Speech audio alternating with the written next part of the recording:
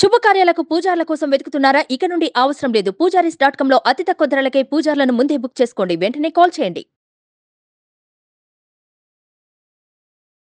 నమస్తే, welcome to Suman TV. నేను మీ యామ్ని. ప్రస్తుతం మనతో ఉన్నారు ప్రముఖ ఆధ్యాత్మికవేత్త, ప్రముఖ జ్యోతిష్య వాస్తు పండితులు మనతో సూర్యనారాయణ శర్మ గారు ఉన్నారు. వారితో మాట్లాడదాం. నమస్కారం గురుగారు. నమస్కారం అమ్మ, శుభం వ్యాధు. గురుగారు, మనం 2024 సంవత్సరం నుండి అంటే రాశి ఫలాలు ఏ విధంగా ఉన్నాయని తెలుసుకున్నాం కదండి, మన కొన్ని రాశుల గురించి.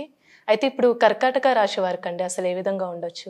కర్కాటక రాశి అంటే మనం ఇప్పుడు సంవత్సరం ఆరంభం నుండి చూసుకోవాలండి. ఆ రోజు ఎలా ఉంది, అక్కడ నుండి ఆ సంవత్సరం అంతా ఎలా ఉన్నది. సో కర్కాటక రాశి తీసుకుంటే సంవత్సరం ఆరంభంలో మనకి ఏంటంటే కేతు అన్నది కర్కాటకం నుండి అంటే కర్కాటకం నుండి సింహం కన్యలో ఏమో కేతు అనే గ్రహం ఉంది. అక్కడ సంవత్సరం అంతా అక్కడే ఉంటాడు వాడు అక్కడ నుండి మారడు.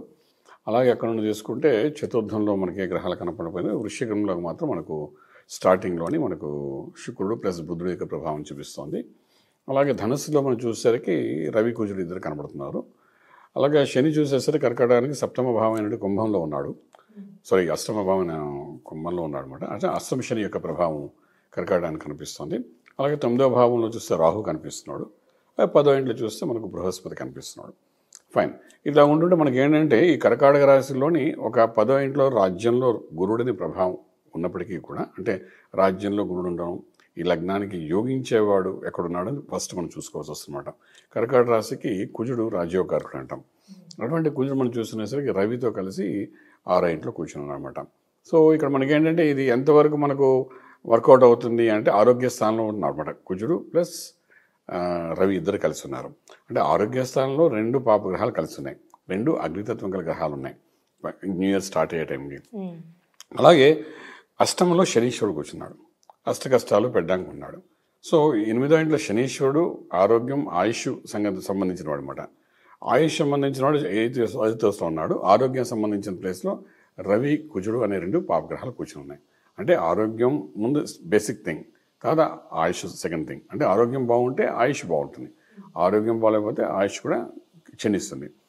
ఇది దేవుడు లక్ ఏమైనా ఫేవర్ అవుతుందా ఆయనకి అనేసరికి 9వ ఇంట్లో భాగ్యస్థానం ఉంటారు, అక్కడ ఒక రాహుని గ్రహం కూర్చున్నాడు. సో వాడు మళ్ళీ పాపగ్రహమే. సో ఇక్కడ ఏంటంటే ఆరోగ్యం కనిపించట్లేదు, ఆయుష్ ప్రాపర్గా కనిపించట్లేదు. అంటే కొంచెం క్రిటికల్ యాక్టివిటీస్ జరగడము, ఆపరేషన్స్ జరగడానికి అవకాశం ఉంది చెప్తున్నది. దానికి ఏమైనా అదృష్టం కలిసి వస్తుందా అంటే అదృష్టం కూడా వాళ్ళకి రాహు 9వ ఇంట్లో ఉండడం వల్ల వాడు సహకరించాడు, ఎందుకంటే నెగిటివ్ ప్లానెట్ కాబట్టి. ఇవన్నీ దాటుకుని వెళ్తే 10వ ఇంట్లో రాజ్యం బాగుంది అంటున్నాడు. అంటే ఇవన్నీ అంటే ఆరోగ్యం ఇవన్నీ ఎలాగున్నా రాజ్యాన్ని నిలబెట్టుకోవడం చేసే ప్రయత్నాల్లో సక్సెస్ అయ్యడానికి అవకాశం ఉంటుందంట.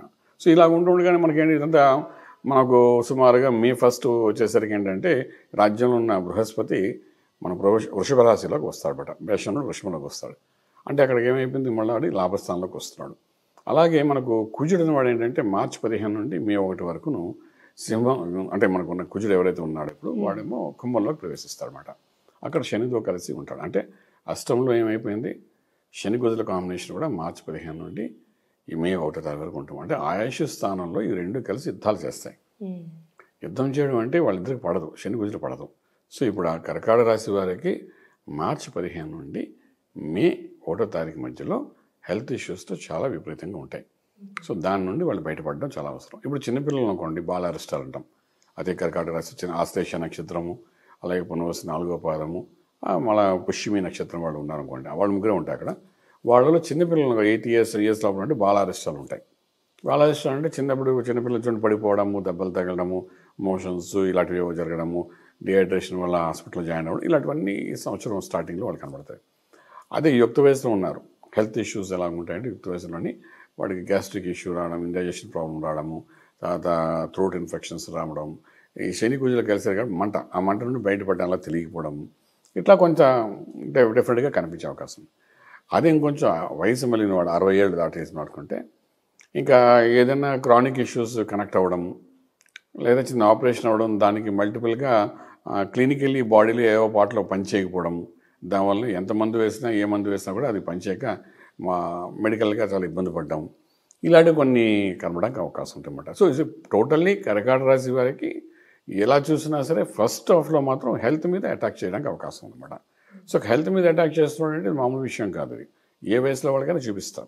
ఇప్పుడు కర్కాటక రాశిలో ఉన్నవాళ్ళు ఫర్ ఎగ్జాంపుల్ తీసుకుంటే మనకు తెలంగాణ ముఖ్యమంత్రి గారిని మనం చూసాం కూడా, అష్టమ శని ప్రభావం వల్ల ఆయన హాస్పిటల్లో ఉండడము, దెబ్బలు తగ్గడం అని చూసాం కదా.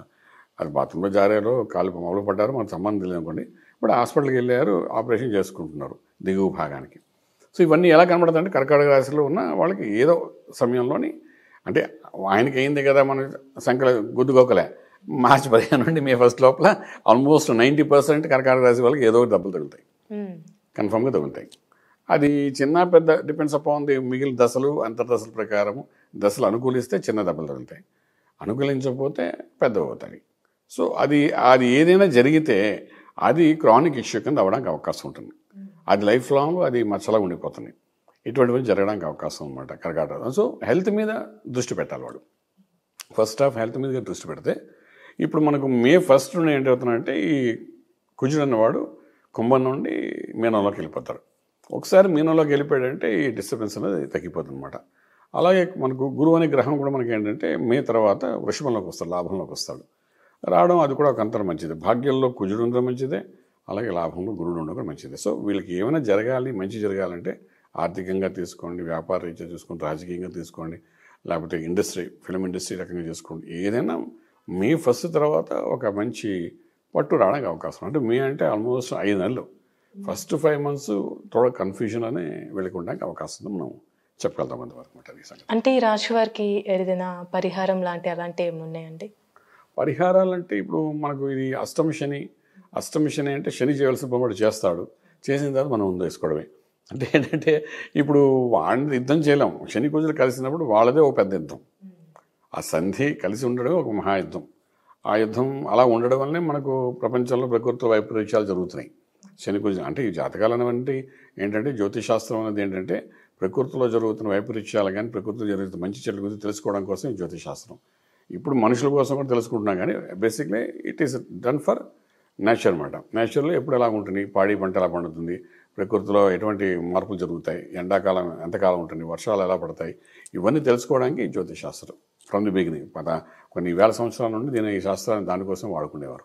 సో ఇప్పుడు ఏమైందంటే ఆ ప్రకృతిలో మనకు వచ్చే వైపరీత్యాలు అనేది మీకు మార్చి 15 నుండి మే వరకు కనిపిస్తాయి. అందులో ఏంటంటే జనరల్గా అందరికీ ప్రకృతిలో మార్పులు వస్తున్నప్పుడు అందరూ దాని ఇంపాక్ట్ పడుతుంది. కానీ కర్కాటక రాశి వాళ్ళకి పూర్తిగా దానికి ఎఫెక్ట్ పడిపోతుంది వాడి మీద. మిగిలిన వాళ్ళకి ఏదో గొడుగు పెట్టినట్టుగా ఎండాకాలం వర్షాకాలం గొడుగు పెట్టుకుంటారు కదా, పట్టుకున్నవాడికి ఏం కాదు కదా, అలా ఉంటుంది మిగిలిన వాళ్ళకి. వీడు ఒక్కడికే కర్కాటక రాశి వాళ్ళకి ఇవన్నీ ఇబ్బంది కలుగుతుంటాయి అన్నమాట. సో ఇలాంటప్పుడు ఏంటంటే ఈ కుజుడు శని 2 కాంబినేషన్స్లో అక్కడ ఎఫెక్ట్ అవుతుంది. కాబట్టి ఫస్ట్ హాఫ్లో సుబ్రహ్మణ్యేశ్వర స్వామికి ఆరాధన చేయడం, అభిషేకం చేయడం, ఇవన్నీ బాగా పనిచేస్తాయి. అలాగే శివుని కూడా ఆరాధన, పంచశక్తులు ఉన్నాయి కాబట్టి నమ్మకం, చమకం, రుద్రం, శ్రీశక్తం, పురుషశక్తం 5 ఉన్నాయి. ఈ 5 ఏదో ఒక దాంట్లో అభిషేకం చేసుకోవడం, ఇంట్లో చక్కగా తీర్థం తీసుకోవడం, మన వాళ్ళు ఎవరైనా హిందువులైనా వాళ్ళంతా వాళ్ళకి చేసుకుంటే ఏంటంటే కొంతవరకు ఈ ఆయుష్, అన్నిటికీ ముఖ్యం ఆయుషే కదండి. సో మనకేంటి ఆ స్పీడ్ లెవెల్స్ తగ్గించేస్తుంది. డైనమిక్ ఉన్నవాడు కూడా ఈ హెల్త్ ఇష్యూ రాగానే ఒక్కసారి పడిపోతాడు కిందకి. అలా ఉంటుంది కాబట్టి డెఫినెట్గా అలా చేసుకోగలిగితే మంచి రిలాక్సేషన్గా ఉండడానికి ఉంటుంది. అదొక చిన్న రెమెడీ అని చెప్పచ్చు. అలాగే మనకి ఏంటంటే ఈ భాగ్యంలో రాహు ఉండడం వలన డెఫినెట్గా ఈ 9th house రాహు ఏం చేస్తుందంటే మన యొక్క విదేశీయానం గురించి చెప్తుంది. అలాగే 9th house మన హైయర్ ఎడ్యుకేషన్ గురించి చెప్తుంది. 9th house రాహు ఏమో అంటే 9వ ఇల్లు మనకు భాగ్యం, అదృష్టం గురించి చెప్తుంది. అలాగే 9వ ఇల్లు తండ్రి గారి గురించి కూడా చెబుతుంది. అలాగే 9వ ఇల్లు మనకు విదేశీ చదువు కూడా, పీజీ ఇవన్నీ చేస్తారు కదా, ఎక్స్ట్రాడినరీ స్టడీస్ గురించి కూడా చెప్తుంటుంది కూడా. సో ఈ 5కి సంబంధించి ఆ 9వ ఇంట్లో రాహు అనే పాపగ్రహం కూర్చున్నాడు. ఆ కూర్చోవడం వల్ల అంటే చిన్నపిల్లలకి విదేశాలకి చదువుకునే వాడు చదువు ఎక్కదు. అలాగే తండ్రికి అంటే ఇప్పుడు కర్కాటక రాశిలో పుష్యమి నక్షత్రం కానీ, పునర్వసు 4వ పాదం కానీ, ఆశ్లేష నక్షత్రంలో పుట్టిన వాడి యొక్క తండ్రి గారికి 9వ ఇంట్లో అక్కడ రాహు ఉన్నాడు కాబట్టి ఏదో ఒక డిస్టర్బెన్స్ తీసుకొస్తారు, హెల్త్ వైజ్ అని తీసుకొచ్చే అవకాశం ఉంటుంది. ఈ 2వది అదృష్టం.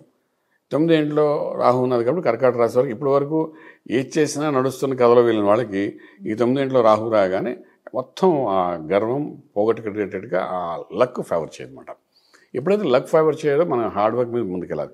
హార్డ్ వర్క్ చేసేవాడు ఇప్పుడు ముందుకు వెళ్ళిపోతాడు, హార్డ్ వర్క్ చేతగానివాడు అక్కడ ఉండిపోతాడు. సో ఇదేంటంటే లక్ అనేది మిస్ఫైర్ అయిపోతుంది వాడికి. అలాగే 9వ ఇంట్లో మనం చూసినా చదువు, ఎక్స్ట్రాడినరీ స్టడీస్ అది బ్రేక్ అయిపోతాయి, అవి సరిగ్గా ఉండవు. అలాగే విదేశాలకు వెళ్ళి సెటిల్ అవ్వాలనుకున్న వాళ్ళు కూడా 9వ ఇల్లు ఒకసారి చూస్తాం, దానికి కూడా కొన్ని డిస్టర్బెన్సెస్ అయ్యే అవకాశం ఉంది. సో 9వ ఇంట్లో రాహు ఒక రకంగా ఏడిపిస్తాడు, వాడు అక్కడే ఏడాదంతా ఉంటాడు. సో ఈ 5 ఆస్పెక్ట్స్ మీద దాన్ని కూడా మనం కంట్రోల్ చేయాలి. సో అంచేతంటే ఇదంతా అభిషేకము ఇవి చేసుకోవడము, నార్మల్గా ఉండడం. అలా ఉంటే ఫస్ట్ హాఫ్ మనకి ఎప్పుడైనా మే 1 కల్లా కొంతవరకు హెల్త్ వెల్త్ మీద అటాక్ పడతాయి కదా, ఆ తర్వాత మనిషి స్లో అయిపోతాడు. సో మొత్తంగా చెప్పాలంటే కర్కాటక రాశి వారికి ఏం చేసినా కూడా ఈ సంవత్సరం కొంచెం న్యూట్రల్గా డల్గానే ఉంటుంది. అంతే ఎక్స్ట్రాడినరీగా వెళ్ళడానికి అవకాశం అయితే చాలా తక్కువ అని చెప్పొచ్చండి. చాలా చక్కగా తెలియదు గురుగారు. ధన్యవాదాలండి. శుభం బియాదు.